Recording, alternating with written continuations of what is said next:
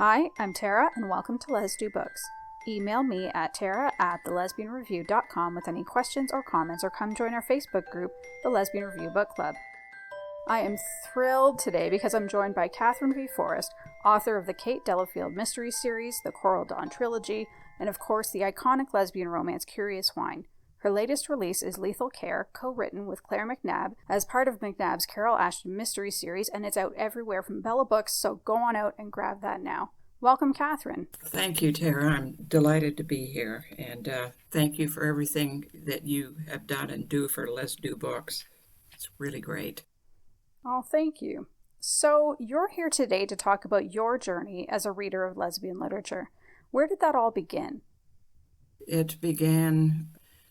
I know what it began with. I'm trying to recollect the time frame when it started. You know, I honestly can't remember when it was that I discovered the well of loneliness. I'm sure I was in my teens, and it was an experience that I almost didn't survive.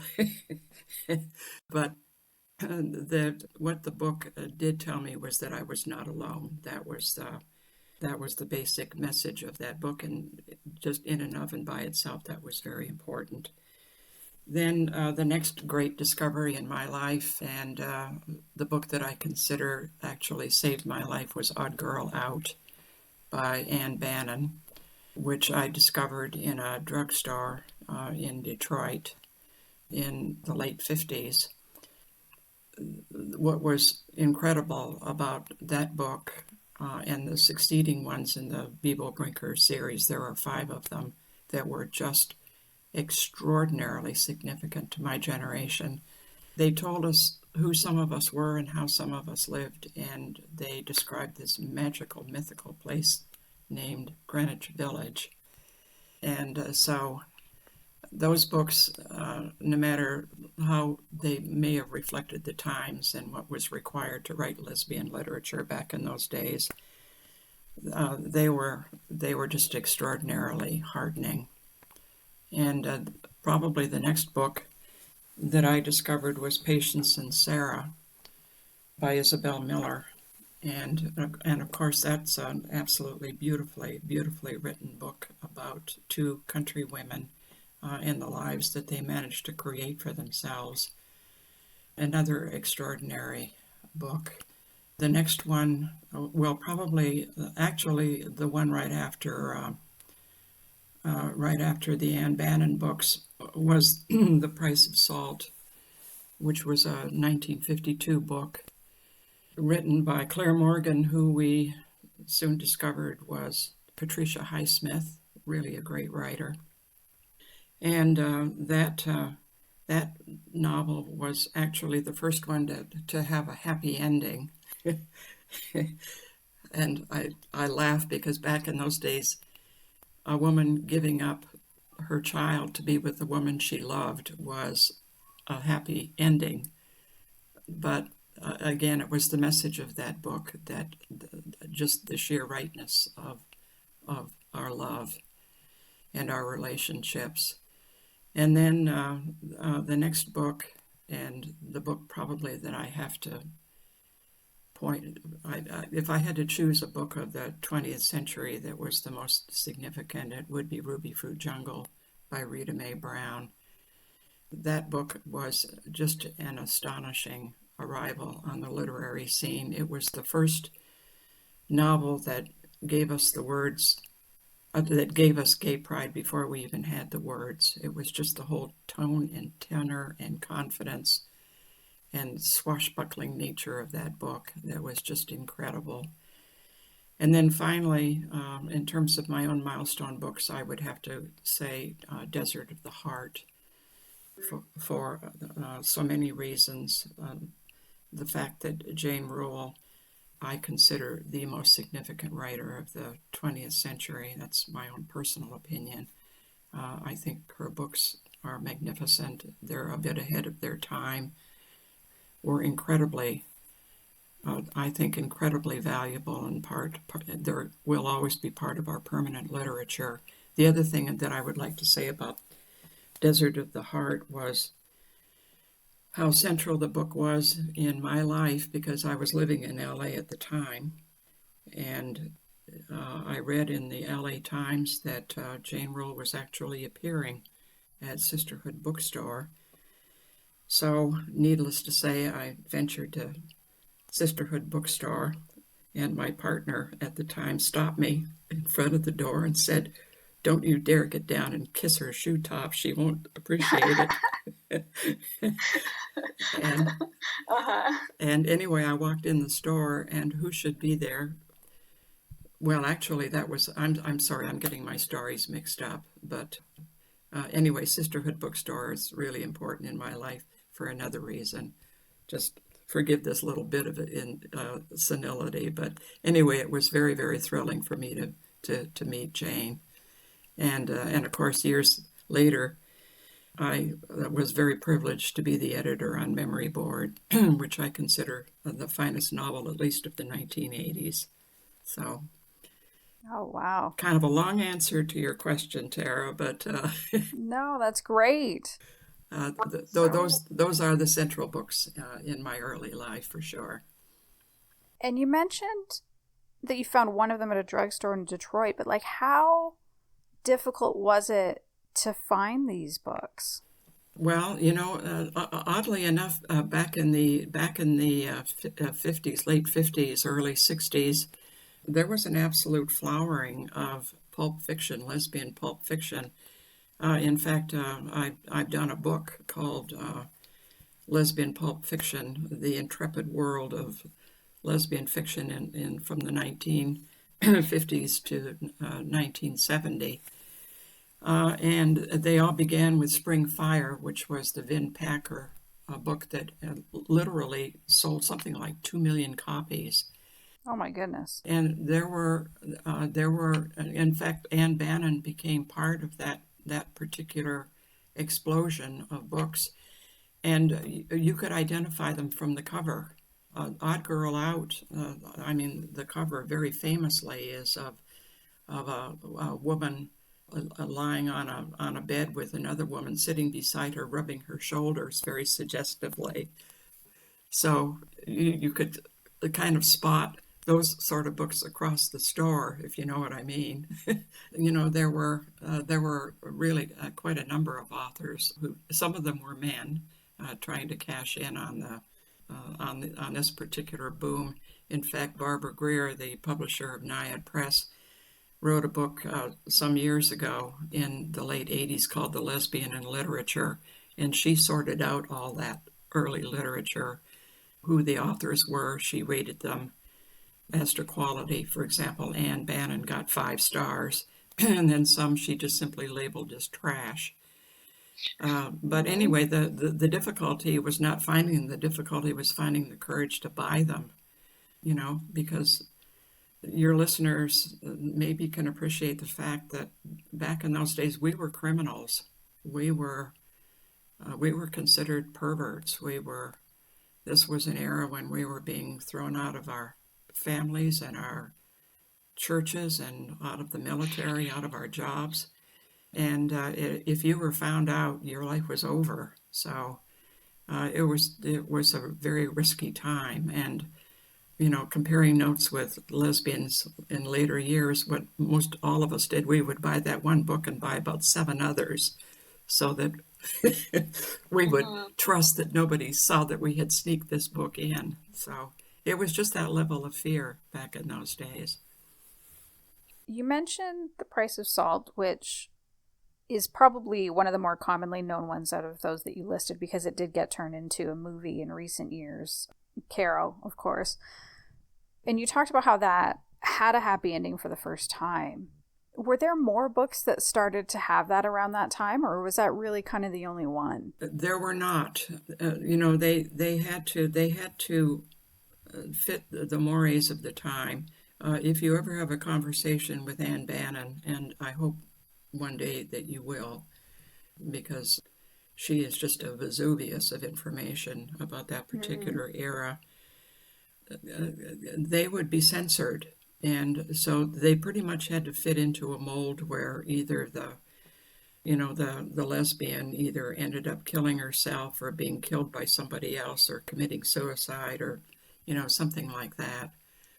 And quite frankly, Tara, the books, the lesbian literature that came out, I would say probably all the way to the end of last century, was in reaction to that, because everything that we wrote had to have a happy ending because it was in such reaction to all of the other books that gave us opposite messages. And so I think all of us who wrote books just had that very strong impetus that we were going to do the exact opposite of that particular literary tradition. Oh, that's interesting, because one of the things that I come up against as a reviewer is reader expectations that if there are two lesbians in this book, there will always be a happy ending. Like lesbian fiction equals lesbian romance. And do you think that that's where that came from? I definitely do, and some of it continues to be psychological. It's not only historical, but most of us to this very day, all of the lesbians being born today are coming into an atmosphere of disapproval. It's not what our parents may not object to it as much. We may not be thrown out of our families, but it's made pretty clear to us that the greater society's expectations is that we be like them.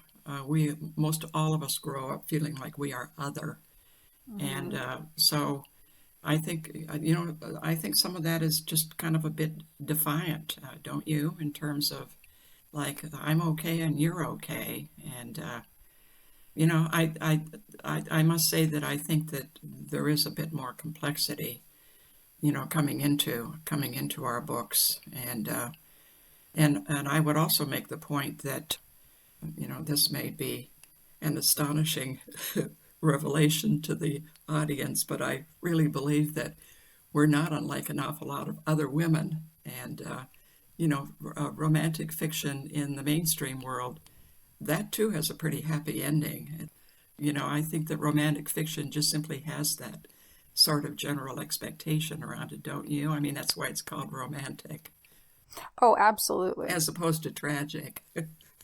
Yes. I think I just try to make sure, at least if I'm reviewing a lesbian book that is not a romance, to call that out, because I feel like it's really unfortunate when people on Goodreads or Amazon will give a lower rating or will ding a book because it doesn't have a happy ending when it was never a romance in the first place. I agree with you, and I think that the entire LGBT community, we all bring our sort of personal baggage to everything that we read. We've all got different sensitivities, because all of us have lived.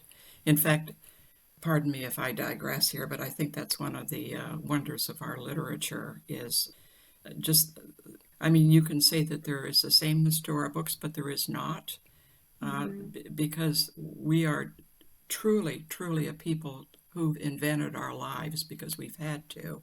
A lot of us didn't have any role models. And isn't it wonderful that we're now starting to get some, in all the various media. But a New York editor years and years ago told me her name was Carol DeSantis, and she was at that time an editor at Dutton. And she said that she thought that LGBT literature was among the most dynamic on the world scene because she said ours are the only untold stories. And I thought, that is really true. And a lot of these untold stories are coming out, and there are incredible permutations to all of our lives, don't you think? Absolutely. I think there's such stuff of almost everybody that I talk to. We just get into conversations and start to swap stories about our lives, and I almost never fail to tell that person, your life could be a novel. Uh-huh. And I just think that our lives are uncommonly more interesting than lots of the people around us, don't you? Oh, yes, absolutely. So, what were you reading when you started writing? Oh, that's a good question. I grew up trying to, I wanted to find women writers, and when I was growing up and coming of age, women were not taken seriously as writers at all. That what did we domesticated souls in our, housekeeping and nursing and teaching roles conceivably have to say on the world literature spectrum?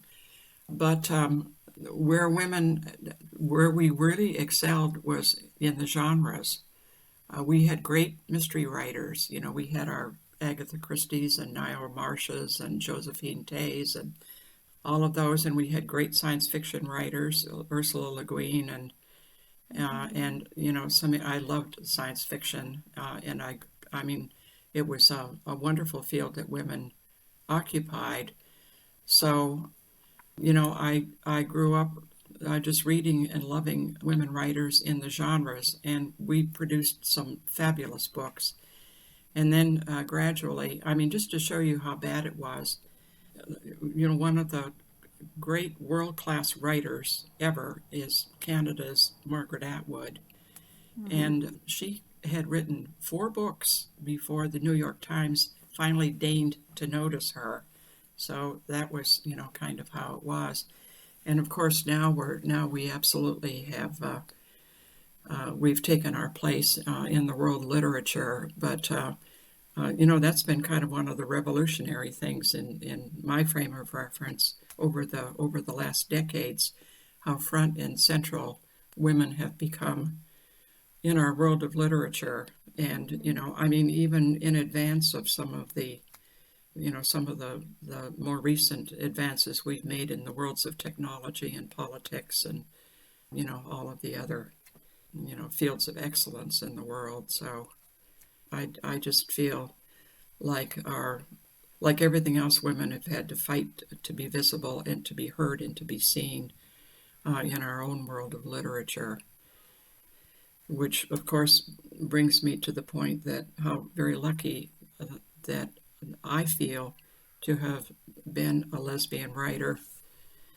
At the time that I began, which was 1983, that I found this niche where I was visible, where I was welcomed, where I did have a voice, where I had something to say and I could say it, that I could speak to my community. I can't tell you how much that has meant to me over the years and how incredibly blessed, how incredibly proud I feel that I have been among this wave of writers to kind of be present and heard from and seen by my community. Well, and we wouldn't have the current state of lesbian romance and lesbian literature if you hadn't been writing Kate Delafield and Curious Wine and Daughters of Coral Dawn. I know that when I reviewed, this happened twice, when I reviewed Curious Wine, and that review got boosted at the Lesbian Review, and then also when we chose it for our book club of the month, there were so many women who said that was their coming out book. I know. I can. And many of them were authors, and many of them were very popular current authors, and so there's this direct line that can be traced from that book to what's going on now. And so when I finally read the book, because I only started reading about 7 years ago or so I felt like I was playing catch up to a lot of people. And so it wasn't the first book that I read, it was the 500th or something like that. But I finally had this massive aha moment when I was like, I get it. I get why people love it so much. Thank you. It was quite an experience to be part of your discussion book group. And all I can tell you is that there are no words that are more meaningful to me than some person of whatever age telling me that was the first book they read, because of course, as I told you, my first book was The Well of Loneliness, and to have a book that's 180 degrees from that one, and have that as a foundational book as opposed to the one that I had, that just means the world to me, Tara. You hope to make a difference, any of us, and to realize that you've made that kind of a difference is really pretty overwhelming. And I will go to my grave being just proud that I wrote that book when I did. So, I guess to kind of get back to the question I asked, who was really influencing you as you were writing? It's really a hard question to answer, and always the best answer I can give to that is everybody and nobody. I learned craft from a lot of writers. There was a 20th century writer by the name of John O'Hara who was an absolute master of the short story and of contemporary voice. And I learned from him, and I learned from John D. MacDonald, just in terms of the construction of a mystery. I realize that I'm mentioning men here. I'm just simply mentioning them as craft masters that I learned from. But it was women like Ruth Rendell and her compatriot, the other great British writer. Isn't that ridiculous? I can't think of her name. Who's absolutely monumentally famous. But anyway, some of these just absolutely superb writers.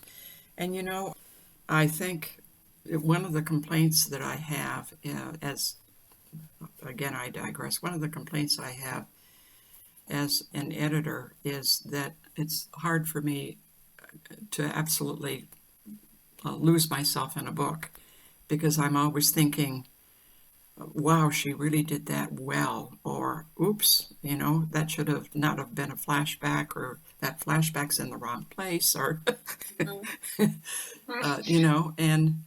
and I think that when you realize, one of the things I think you realize as a writer is that you look at everything you read as a writer, and you look at the world as a writer. And I learn from everything. I learn from bad books. I learn from, I love reading from good books, and but the whole world is kind of a schoolroom, and I keep learning craft. There are books that I wrote later in my career, like Hancock Park, for example, which is, I think, like maybe the 8th book in the Kate Delafield series. I couldn't have written that book except when I wrote it, because I had just achieved that level of craft where I knew that I had very complicated ingredients and how I was able to sort of organize things dramatically. I'm sorry, I'm really going off on 16 different tangents here, but nope, I'm a fan of tangents, so that's totally fine. Yeah, it's the world is kind of a cornucopia of good and bad stuff. It's just like our lives. We are grateful for the good stuff, and and we're trying to recover from the bad stuff. Mm-hmm. You're listening to the Lesbian Talk Show. TheLesbianTalkShow.com, your hub of podcast information.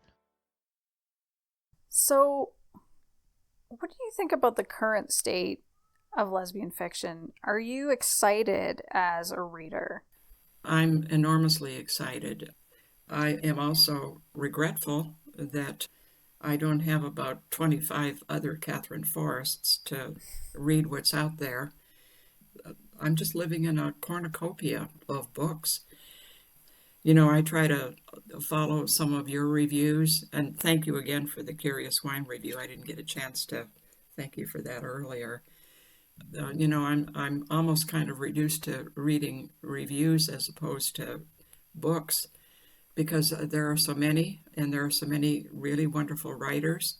We have really wonderfully dynamic publishing companies. I think I edit most books most of my editing work is for Bella, which was the old Naiad Press, and some of that is just comes from a continuity of history and some loyalty to a publishing house that I think will be absolutely legendary in lesbian history. as the years go on. But, you know, we have Bold Strokes books, and we have Sapphire, and, you know, there are so many now with dynamic publishers and very impressive lists of authors, and with growing bodies of work. I'm incredibly grateful that we have lesbian writers on the world scene. People like Sarah Waters, obviously, Val McDermid, Emma Donahue. You know, I could wish that a few more of them were American. It seems like the country that produced Shakespeare is also producing some of our greatest lesbian writers. Mm-hmm. And the other thing that I find just tremendously exciting that never ever gets old, Tara, is, you know, again, when I was finding the literature, when I was writing it, basically what we wrote about in the early days was the discovery of our sexuality. And then we advanced from there to, then it was dealing with our sexuality. So it was our coming out stories. And that was a lot of our early books. And now we have just absolutely flowered into this whole utopia of all sorts of different LGBT lives coming out on paper. Just women writers of my generation were just kind of discovering this new world that we feel that we've helped in some measure to create. And, you know, to read books about women in all of the professions. And, you know, when I was on tour with Naiad Press in the 80s and 90s, you know, I think that I visited probably just about every lesbian bookstore in the country. And at that time, we had over 100. I was at Glad Day in Toronto, you know, as well. One of the things that just astounded me all the time, and just made me absolutely so proud again to be where I was and to do what I was doing, was just the extraordinary women I met. You know, that all of the professions that we occupied. And, you know, my publisher at Naiad Press always contended to me that lesbians are absolutely the superior people on this earth. And I sort of came to believe her. And, just because of the amazing, you know, the amazing women, you know, that I met. But anyway, you know, and we're getting books about all of their, you know, their various lives, and we're getting high quality books, you know. I consider Karen Callmaker still kind of our queen of romance, and I consider her books just, it's true what you said earlier about the happy endings and all of that, but our romantic novels are novels of incredible sophistication too, and just take us off on so many tangents. And don't you love to just sit down with a romantic novel thinking that you're just going to while away some time in a very entertaining way, and then you learn a lot. Oh, absolutely. Because some of our authors have just given us such fascinating backgrounds, just taken us to all sorts of exotic locales, and just delved into such interesting aspects of our lives. And our romantic novels, all of our novels are mysteries, all of them literature. They just open up our lives to each other, and that all makes us feel like we're really part of a community, and not only that, but a community that we can just be so proud of, just because of our history and our courage, and just the achievements, our social, political, and literary achievements just over these last decades. It's been pretty astonishing. It's been quite a rocket ride. So, what do you hope for the future of lesbian fiction and romance and literature? I'm hoping that I want to see more books by our young people. Again, like I said before, a lot of us spend a lot of years of our lives fighting to bring our community to the place now where, you know, that women in both of our countries can now get married, which was absolutely inconceivable in 1983. And heaven only knows that the homophobia and all of the other prejudice surrounding our community is still there. And, I mean, all you have to do is look at the Jewish community, the African American community, so many other communities, and realize it isn't going to go away. The struggle for our rights and our identity is going to continue. It's just certainly as long as religion continues to be the legitimizing agent for it.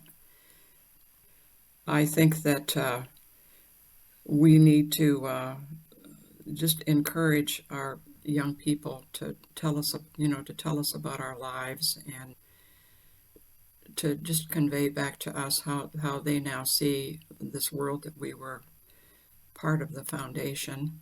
I must say that I'm excited about all of the gender fluidity that I see in our books. I think that is, I'm really rather hopeful that may even be, I don't know, who knows how far in the future that may even, be part of our identity as people, just generally, that we just don't get so trapped in our gender roles because of society expectations and what our church wants and what our parents want, and and that who we love is maybe the only important thing.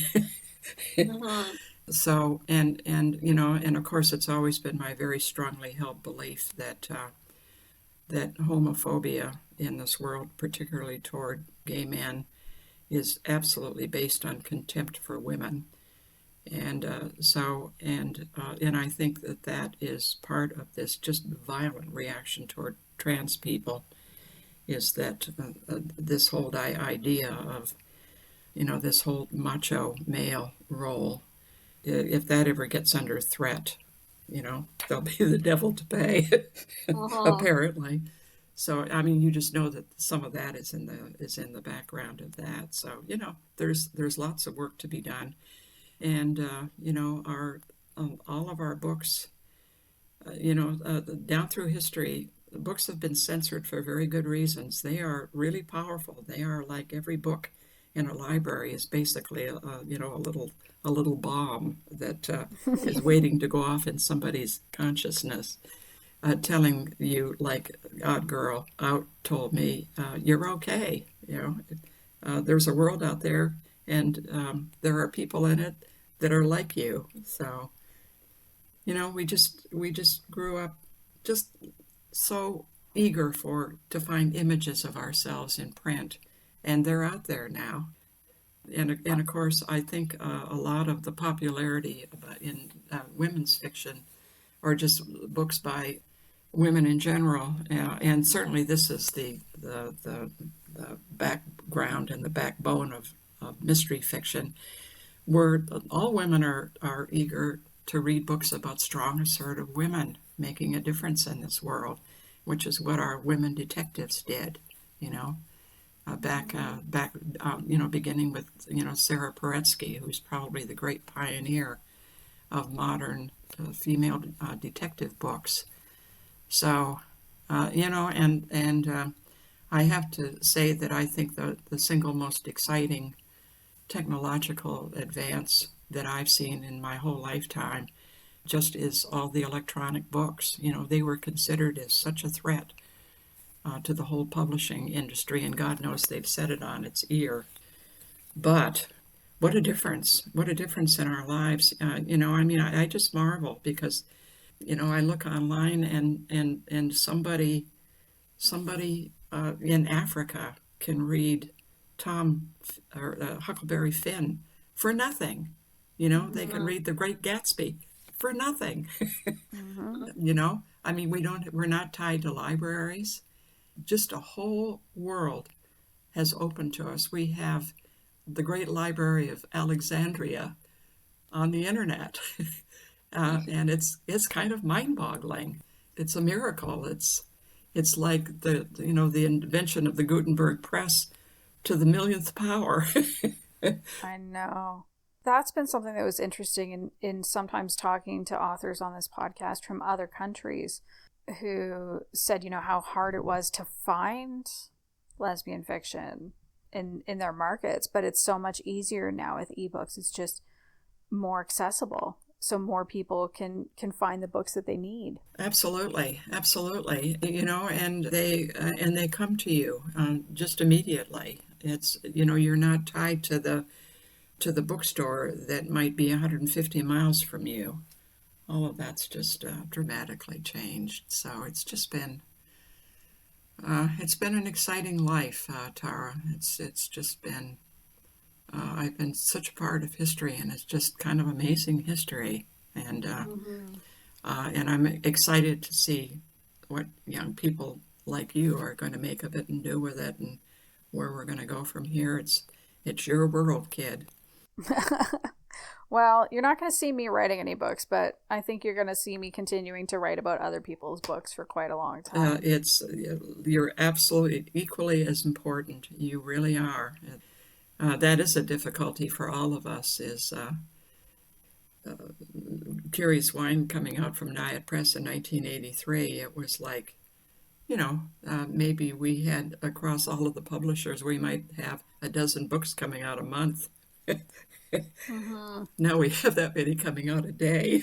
Oh my God. And it's a challenge in this incredible marketplace on the internet to get your work seen. So people like you are just incredibly important to us to really tell us what's out there and who's doing what's going on, what books we should look for, and which ones kind of stand out, which ones are the book to absolutely take to the beach and just absolutely savor on a Sunday afternoon, and which ones are going to be part of our permanent literature. And it's exciting. And it's wonderful to have you there, and plus the fact that we write for an audience, and you represent our audience in your reaction to what you see. So some of us actually learn from our reviews. Well, thank you so much for all of the kind words. I'm humbled, and I appreciate it. So, sorry, what were you going to say? I'm just going to say I look forward to seeing your byline. I absolutely look for you every day on, Lesbian Book Review, and so. Oh, thank you. So, are there any final thoughts that you want to share about your journey as a reader? I guess I would just like to say that I'm very happy to. I'm just very happy to have, been a part of all this. And, the thing about it, it's a bit like that image of looking into a rearview mirror, and the view behind you constantly changes, and sort of your perspective does, kind of as you go through your life.